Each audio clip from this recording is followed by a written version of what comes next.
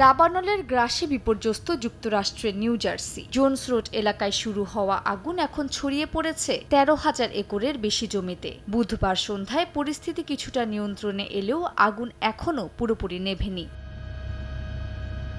দাবানলের কারণে বেশ কয়েকটি গুরুত্বপূর্ণ মহাসড়ক বন্ধ হয়ে গেছে এবং বহু মানুষ বিদ্যুৎহীন অবস্থায় দিন কাটাচ্ছেন। তবে এখন পর্যন্ত কোনো প্রাণহানির খবর পাওয়া যায়নি। ব্যবসা প্রতিষ্ঠান ও যানবাহনের ব্যাপক ক্ষয়ক্ষতি হয়েছে।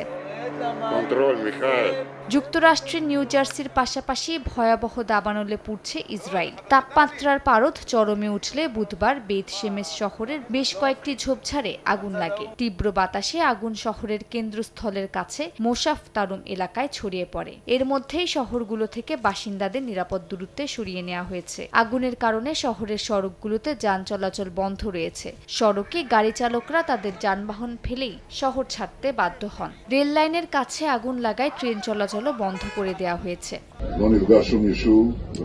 দাবানল পরিস্থিতি পর্যবেক্ষণ করতে যান ইসরায়েলের প্রধানমন্ত্রী বিনিয়ামিন নেতানিয়াহু। তিনি হেলিকপ্টার সহ সব ধরনের বিমান ব্যবহার করে আগুন নিয়ন্ত্রণের নির্দেশ দিয়েছেন এবং আন্তর্জাতিক সহায়তা চেয়েছেন। তবে সামাজিক যোগাযোগ মাধ্যমে অনেকেই প্রাকৃতিক এ দাবানলকে গাজায় চলমান আগ্রাসনের বিরুদ্ধে প্রকৃতির নির্মম ও নীরব প্রতিশোধ হিসেবে আখ্যা দিয়েছেন।